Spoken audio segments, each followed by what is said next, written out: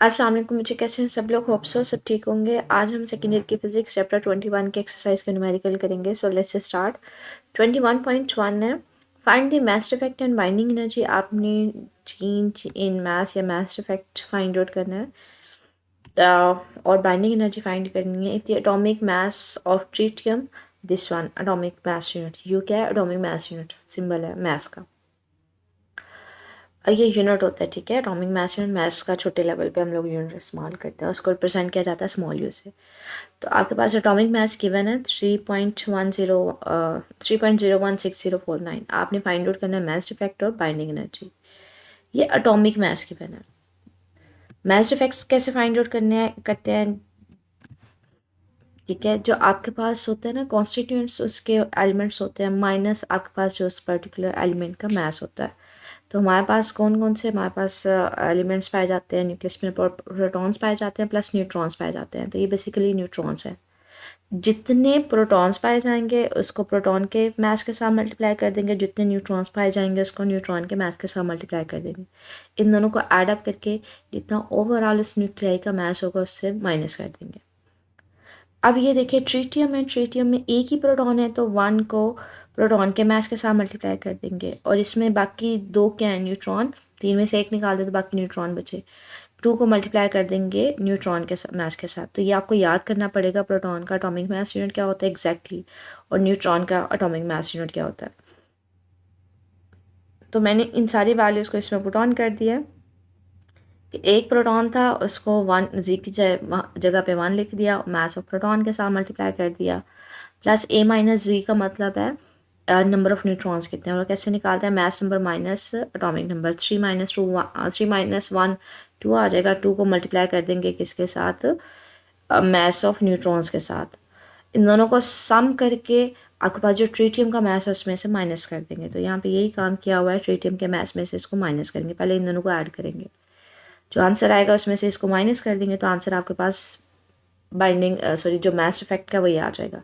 आपने binding energy find out करनी है कितनी है। जो भी मास इफेक्ट आता है ना बच्चे उसको 931 के से मल्टीप्लाई कर देते हैं, ठीक है। तो 931 से मल्टीप्लाई कर देंगे, जो भी मास इफेक्ट आया तो आपके पास आंसर आ जाएगा 7.97 मेगा इलेक्ट्रॉन वोल्ट, ठीक है। 21.2 है हमारे पास next numerical, that is the half life of strontium is 9.70 hours. Find its decay constant. आपके पास एक एलिमेंट है स्ट्रोंशियम, उसकी हाफ लाइफ गिवन है। हाफ लाइफ मतलब गिवन है 9.70 आवर्स। आपने इसको सेकंड्स में पहले कन्वर्ट करवा ले। एक घंटे में कितने मिनट्स होते हैं? 60। एक मिनट में कितने सेकंड्स होते हैं? 60। तो 60 मल्टीप्लाई बाय 60 के साथ इसको मल्टीप्लाई करेंगे, सेकंड्स आ जाएंगे। आपने डिके कांस्टेंट मतलब वेवलेंथ फाइंड आउट करनी है। आपने फार्मूला पढ़ा हुआ है हाफ लाइफ और डिके कांस्टेंट के दरमियान। हाफ लाइफ किसके इक्वल होती है? 0.693 डिवाइडेड बाय लैम्डा। आपने वेवलेंथ फाइंड करनी है, वेवलेंथ इधर ले जाए, हाफ लाइफ नीचे आ जाएगी। ये तो वैसे कॉन्स्टेंट है, हाफ लाइफ आपको गिवन है, वैल्यूज पुट ऑन करेंगे तो आंसर आ जाएगा। नेक्स्ट न्यूमेरिकल है the protactinium is unstable and decays by beta mission. के एक एलिमेंट है वो बता रहे हैं वो डिके कर रहा है किसके थ्रू? बीटा मिशन के थ्रू। मतलब उसके न्यूक्लियर में से एक एलिमेंट निकला है बीटा। बीटा के बच्चे ओवरऑल यूजुअली हम लोग लेते हैं नेगेटिव चार्ज लेते हैं उसके ऊपर, ठीक है। हम कहते हैं सेम उसके इलेक्ट्रॉन जैसी प्रॉपर्टी होती है लेकिन वो न्यूक्लियस से मिट हो रहा होता है। हाफ लाइफ आपके पास कितनी है? 6.66 आवर्स। इसको सेकंड में कन्वर्ट करवा लें। एक घंटे में 60 सेकंड से एक घंटे में 60 मिनट्स, एक मिनट में 60 सेकंड। तो इसको 60 मल्टीप्लाई बाय 60 के साथ मल्टीप्लाई कर देंगे। आपने न्यूक्लियर रिएक्शन बताना है कि प्रोटेक्टिनम में से जब बीटा मिट होगा मतलब इलेक्ट्रॉन मिट होगा तो क्या बनेगा, और बताएंगे डॉटर न्यूक्लियर क्या होगा, ठीक है। आपके पास क्या है कि आप यूजुअली कैसे रिएक्शन शो करते हैं? कुछ पेरेंट न्यूक्लियाई होता है, डिके करता है, आपके पास डॉटर न्यूक्लियर बनता है साथ में। आप यहाँ पे बता रहे हो क्या मिट हो रहा है? वहाँ से बीटा मिशन हो रही है। बीटा का मतलब है उसमें से इलेक्ट्रॉन मिट हो रहा है, और इलेक्ट्रॉन न्यूक्लियस में से कब मिट होता है? जब किसी न्यूक्लियाई में जो न्यूट्रॉन है वो आपके पास कन्वर्ट होता है प्रोटॉन में प्लस बीटा पार्टिकल में। तो बीटा पार्टिकल तो बाहर निकल जाता है, प्रोटॉन एक नंबर बढ़ जाता है। तो इसको देखते हैं। प्रोटेक्टिनम है, प्रोटेक्टिनम में से जब बीटा पार्टिकल निकलेगा, बीटा पार्टिकल कब निकलेगा? जब इसका एक न्यूट्रॉन किस में कन्वर्ट होगा? प्रोटॉन और बीटा पार्टिकल में। इलेक्ट्रॉन तो निकल गया, प्रोटॉन अंदर ही रह गया, तो इसका एटॉमिक नंबर बढ़ जाएगा बाय फैक्टर 2, तो 92 हो जाएगा। 92 किसका एटॉमिक नंबर होता है? वो यूरेनियम का होता है। तो हमारे पास प्रोटेक्टिनम किस में कन्वर्ट हो गया? यूरेनियम में। ठीक है, क्योंकि एटॉमिक नंबर बढ़ गया है। क्यों? क्योंकि इसमें एक न्यूट्रॉन कन्वर्ट हुआ था इलेक्ट्रॉन में और प्रोटॉन में। प्रोटॉन अंदर ही रहा, इलेक्ट्रॉन या बीटा पार्टिकल बाहर निकल गया। तो इसलिए हम कहते हैं जब एटॉमिक नंबर बढ़ेगा एक, तो हम उसमें पीरियोडिक टेबल में देखेंगे कि कौन सा एलिमेंट है जिसका जो एटॉमिक नंबर है वो 92 है, वो यूरेनियम का होता है। ठीक है, तो ये आपके पास रिएक्शन भी आ गया और साथ में हमने बता दिया कि जो डॉटर एलिमेंट है वो कौन सा है? यूरेनियम है। नेक्स्ट है आपके पास find the energy associated with the following reaction. आपने इस रिएक्शन में बतानी है कि हमारे पास कौन सी कितनी एनर्जी मतलब रिलीज हो रही है या फिर आपको देनी पड़ रही है, कितनी एनर्जी एसोसिएटेड है। आपके पास ये एक रिएक्शन है कि नाइट्रोजन वो हीलियम के साथ कंबाइन होता है तो आपको ऑक्सीजन और हाइड्रोजन मिलता है। तो ये हमारे पास ओवरऑल रिएक्शन है। एनर्जी कैसे निकालते हैं हम लोग? बेसिकली निकालते हैं जो मैसेस का डिफरेंस होता है, रिएक्टेंट्स माइनस मैसेस का डिफरेंस ऑफ प्रोडक्ट्स। रिएक्टर्स में दो हमारे पास है, हीलियम और नाइट्रोजन, उनके एटॉमिक मैसेज लेंगे और इनके एटॉमिक मैसेज लेंगे। तो नाइट्रोजन का एटॉमिक मास प्लस हीलियम का और हाइड्रोजन प्लस ऑक्सीजन, इन दोनों के मैसेज को ऐड अप करके डिफरेंस ले लेंगे तो ये जो आंसर आएगा ये माइनस में आएगा। ये सॉल्व करने के लिए आपको बच्चे इन सब के एटॉमिक मैसेज पता होने चाहिए, एटॉमिक मैसेज पता होंगे और एग्जैक्टली पता होने चाहिए। ये देखें number of at least 4 to 6 decimal points तक हमें पता होने चाहिए, तो हमारे पास एक्यूरेट वैल्यूज आ सकती हैं। डिफरेंस लिया, खैर हमने मैथ इफेक्ट लिया। आपने एनर्जी निकालनी थी तो आप लोगों ने क्या करेंगे, ये जो मैथ इफेक्ट आएगा रिएक्टेंट्स माइनस प्रोडक्ट्स का, तो उसको मल्टीप्लाई कर देंगे 931 मेगा इलेक्ट्रॉन वोल्ट के साथ, तो आपके पास आंसर आ जाएगा। कहते हैं नेगेटिव साइन का मतलब है इतनी एनर्जी देनी पड़ेगी ये रिएक्शन करवाने के लिए। नेक्स्ट है determine the energy associated with the following reaction. आपके पास ये रिएक्शन गिवन है, आपने इसके इसमें एनर्जी फाइंड आउट करनी है। स्टिल वही प्रोसेस है, पहले मैथ इफेक्ट फाइंड करेंगे, बाद में उसको 931 के साथ मल्टीप्लाई कर देंगे। Mass of reactants minus mass of overall products, तो रिएक्टेंट्स का मास आपको पता होना चाहिए कार्बन का, और मास ऑफ नाइट्रोजन और mass of electron beta particle या इलेक्ट्रॉन उसका पता होना चाहिए। इन दोनों को ऐड अप करके इसमें से माइनस कर देंगे तो ये आंसर आ जाएगा, उसको 931 के साथ मल्टीप्लाई कर देंगे। अच्छा, आपको ना पेपर में ये न्यूमेरिकल्स बोले जाते हैं कि ये ट्राई करें कि अटैम्प्ट नहीं करना, लास्ट ऑप्शन है कि इसको अटैम्प्ट करना है, क्योंकि आप लोगों को इनके मैसेज ये पता होने चाहिए और इतने अप्रॉक्सीमेट वैल्यू तक ये मैसेज हमें याद नहीं रहते तो हम इसको भूल जाते हैं। ये जिसमें आपको करवा रही हूँ, लेकिन प्रेफरेंस यही होती है कि पेपर में ये अटैम्प्ट ना किए जाएं, क्योंकि कार्बन का मुझे ये तो पता 4 है, 3 है इसका मैथ्स नंबर, लेकिन मुझे एग्जैक्टली इसका एटॉमिक मैथ्स नहीं याद रहेगा 14.0077। और बहुत कम होता है कि पेपर में भी गिवन हो। अगर पेपर में गिवन है तो ओके, अगर मतलब आपके पास वो न्यूमेरिकल देता है कि आप इसका एनर्जी फाइंड आउट करो और साथ में बता देता है अच्छा कार्बन का एटॉमिक मास ये है, नाइट्रोजन का ये है, ऑक्सीजन का ये है, तो अब तो ये न्यूमेरिकल अटैम्प्ट कर ले, क्योंकि उसमें as it is simple formula है। लेकिन अगर वो सिंपली ये वाले स्टेटमेंट देता है तब ये वाले जो एग्जैक्टली इनके एटॉमिक मैसेज है ना वो हमें याद नहीं रहते, तो इस केस में प्रेफरेंस ये देंगे किसी और पेयर को। ठीक है, नेक्स्ट न्यूमेरिकल है 21.6, कहते हैं यूरेनियम है वो डिके कर रहा है ट्वाइस, 2 टाइम्स उसमें से अल्फा पार्टिकल एमिट हो रहा है। आप बताओ 2 दफ़ा जब पहली दफ़ा अल्फा एमिट होता है पार्टिकल तो कौन सा हमारे पास बनता है, और दूसरी दफ़ा एमिट होता है तो कौन सी हमारे पास एमिशन होगी। अल्फा पार्टिकल का मतलब क्या है, हीलियम न्यूक्लियाई निकलेगा और उसका 2 एटॉमिक नंबर होगा, मास नंबर 4 होगा। मतलब यूरेनियम में से जब अल्फा पार्टिकल निकलेगा जो नया बनेगा तो उसका एटॉमिक नंबर इससे 2 टाइम्स कम होगा और मास नंबर 4 टाइम्स कम होगा। तो जब यूरेनियम में से अल्फा पार्टिकल निकाल देते हैं तो कौन सा एलिमेंट बनेगा, वो जिसका एटॉमिक नंबर 90 होगा, तो वो जीनॉन का होता है। एटॉमिक नंबर से हम जज करते हैं एलिमेंट, तो जीनॉन का वो बन जाएगा और 233 में से 4 मास नंबर निकाल देंगे 229 आ जाएगा। अब जीनॉन में से दोबारा से अल्फा पार्टिकल की मिशन करवानी है तो दोबारा से इसका एटॉमिक नंबर वो लेंगे जिसका कम होगा बाय फैक्टर 2, और ये मास नंबर उसका दोबारा से 4 टाइम्स कम हो जाएगा। बच्चे यहाँ पे जीनॉन है, यहाँ पे 90 होगा, 92 नहीं है। ठीक है, मिस्टेकनली लिखा गया। जब इसमें से अल्फा पार्टिकल निकला तो हमने वो लेना है जिसका एटॉमिक नंबर इससे 2 टाइम्स कम है, तो हम लोग लेंगे यट्रियम, हमारे पास होता है पीरियोडिक टेबल में जिसका एटॉमिक नंबर होता है 88। 90 में से 2 कम किए तो 88 आ जाएगा। ठीक है, और यहाँ पे उसका 2 टाइम्स और कम हो जाएगा, यहाँ पे 239 था, यहाँ पे आ जाएगा 225, सॉरी 229 था, यहाँ पे 225 आ जाएगा। तो इनको फाइंड आउट करने के लिए आपको एग्जैक्टली periodic टेबल का पता होना चाहिए कि कौन सा एलिमेंट है, उसका periodic एटॉमिक नंबर क्या है। अगर एटॉमिक नंबर्स का हमें पता होगा तो हम लोग एलिमेंट्स को आइडेंटिफाई कर सकते हैं। तो ये जो न्यूमेरिकल्स हैं इस चैप्टर के, ये क्वाइट कह लें कि आपके पास कम्प्लेक्स हैं। आपको इस तरह से periodic टेबल भी, ये फर्स्ट थिंग इज़ दैट के फिंगर टिप्स पे हमें याद नहीं रहता, कुछ बच्चों को याद भी होता है, और दूसरा हमारे पास इसमें एटॉमिक मैसेज को याद करने की प्रॉब्लम होती है।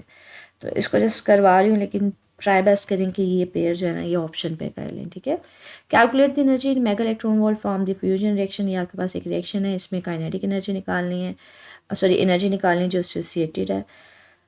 आपके पास वही सेम प्रोसेस, पहले मैस इफेक्ट निकालेंगे, फिर जो भी वैल्यू आएगी उसको 931 के साथ मल्टीप्लाई करेंगे। मैस इफेक्ट कैसे निकालेंगे, mass of reactants minus mass of products. तो mass of reactants plus minus mass of products के मैस ऑफ रिएक्टेंट्स, उन दोनों को ऐड करके इसको में से माइनस कर दें। तो इनके लिए पहले आपको एग्जैक्टली एटॉमिक मैसेज का पता होना चाहिए। इन दोनों को ऐड करके इनसे माइनस किया है तो आपके पास आंसर आ गया, उसको 931 से मल्टीप्लाई कर दिया। 21.8 है, कहते हैं a sheet of lead 5 millimetre thickness, कि मतलब आपके पास जो थिकनेस है, लेट्स से मैं उसको x1 से रिप्रेजेंट कर रही हूँ, 5 मिलीमीटर है, मिली का value 10⁻³ reduces intensity of the beam, के इनिशियल कोई इंटेंसिटी थी उसको रिड्यूस करवा देता है 0.4। तो इनिशियल इंटेंसिटी को मैं नाम दे देती हूँ I0 से, उसका 0.4 टाइम्स जो है ना वो हमारे पास रिड्यूस करवा देता है। आपने half value thickness find out करनी है, कब, जब वो इनिशियल वैल्यू को कितना रिड्यूस करवा दे, हाफ, 1/2 मतलब 0.5 के, तो आपने थिकनेस फाइंड आउट करनी है। हमारे पास जो रिलेशन हम लोग ये यूज़ करेंगे, I = I0 e⁻⁻⁴ ठीक है। तो हमारे पास अब्जॉर्प्शन कोएफिशिएंट होता है म्यू, और x हमारे पास थिकनेस होती है, I जो हमारे पास इनिशियल इंटेंसिटी होती है, ये कुछ टाइम बाद होती है जब किसी चीज़ में से वो गुजर जाते हैं रेडिएशन वगैरह। तो आप फर्स्ट वन के लिए फाइंड आउट करोगे कि जब आपके पास इंटेंसिटी 0.4 टाइम्स रहेगी, तो मैं क्या करती हूँ, इसके साथ भी 1 लिख देती हूँ, इनिशियल थिकनेस इसके साथ 1 भी लिख देती हूँ। तो 0.4 I0 और I0 एक्सपोनेंशियल माइनस μx 1, दोनों साइड्स पे आप क्या ले लें, लॉग ले लें, ठीक है। दोनों साइड्स पे, अच्छा इंटेंसिटी दोनों साइड से ख़त्म हो गई, बाद में दोनों साइड पे लॉग ले लें। अब ये लॉग जो है एक्सपोनेंशियल के साथ ख़त्म हो जाएगा, बाकी μx1 बच जाएगा, और माइनस माइनस ख़त्म हो जाएगा, ये हमारे पास μx1 की वैल्यू आ जाएगी। सिमिलरली इस इक्वेशन को इस्तेमाल करेंगे, लेकिन सेकंड के लिए यहाँ पे भी 2 लिखते हैं, x के साथ भी 2 लिखते हैं। और 2 की सेकंड इंटेंसिटी क्या थी, हमारे पास ओरिजिनल का हाफ थी, तो इसकी जगह 0.5 initial intensity, and this one I0 से ख़त्म हो जाएगा, तो 0.5 = एक्सपोनेंशियल माइनस μx2 आ जाएगा। दोनों साइड्स पे लॉग ले लेंगे, लॉग एक्सपोनेंशियल के साथ ख़त्म हो जाएगा, ये कैलकुलेटर से लॉग 0.5 लेके ये आंसर आ जाएगा। तो हमारे पास माइनस μx2, माइनस माइनस के साथ ख़त्म हो जाएगा, μx2 आ जाएगा। फर्स्ट इक्वेशन को सेकंड इक्वेशन के साथ डिवाइड कर दे, म्यू से ख़त्म हो जाएगा, बाकी x1/x2 आ जाएगा। आपने x2 फाइंड आउट करनी थी, x1 तो हमें पता थी, ये इधर ले जाएं, 0.916 डिनोमिनेटर में आ जाएगा 0.693, मल्टीप्लिकेशन मतलब क्रॉस मल्टीप्लिकेशन कर दिया है, तो आपके पास थिकनेस की वैल्यू आ जाएगी। 21.9 है, कहते हैं radiation from the point source of waves the inverse scale law, बता रहे हैं इनवर्स स्केल लॉ को ओबे कर रहा है। The counted at the distance of 1 metre, आपके पास डिस्टेंस गिवन है, count rate at a distance from the GJ Muller tube, वो काउंट रेट भी बता रहे हैं, डिस्टेंस भी बता रहे हैं। डिस्टेंस लेस से मैं R1 का नाम दे देती हूँ, काउंट आपके पास 360 काउंट्स पर मिनट है। अब आपने काउंट रेट बताना है जब आपके पास डिस्टेंस कितना है, 3 मीटर। इनवर्स स्केयर लॉ आपको बता रहे हैं कि जो आपके पास इंटेंसिटी है वो किसके साथ है, 1/r² के साथ है। पहले इसको 1 के लिए लिख लें, फिर इसको सेकंड के लिए लिख लें। तो काउंट रेट पहले के लिए क्या होगा, 1/r1 का स्क्वायर, सेकंड के लिए क्या होगा, 1/r2 का स्क्वायर, ये इन्वर्स हो जाएगा, तो R2 का स्क्वायर डिवाइडेड बाय R1 का स्क्वायर आ जाएगा। आपको फर्स्ट काउंट रेट का तो पता था, सेकंड का नहीं पता, तो आप इसको इधर ले जाओ, 3 स्क्वायर डिनोमिनेटर में आ जाएगा, 1 स्क्वायर इधर चला जाएगा, क्रॉस मल्टीप्लिकेशन हो जाएगी। 3 का स्क्वायर का क्या आ जाएगा, 9, और इसको 360 को 9 से डिवाइड कर देंगे। नेक्स्ट न्यूमेरिकल है, कहते हैं अ 75 kg पर्सन रिसीव्स ए होल बॉडी रेडिएशन डोज 24 मिली रेडिएशन, ठीक है। मैथ्स आपके पास गिवन है 75 kg, आपसे रेडिएशन डोज जो वो ऑब्जॉर्व कर रहा है वो क्या है, 25 मिली रेडिएशन। तो मिली की वैल्यू 10⁻³ रेडिएशन को अगर आपने ग्रे में कन्वर्ट करवाना है तो हमारे पास इसको मल्टीप्लाई कर देंगे 0.01 के साथ।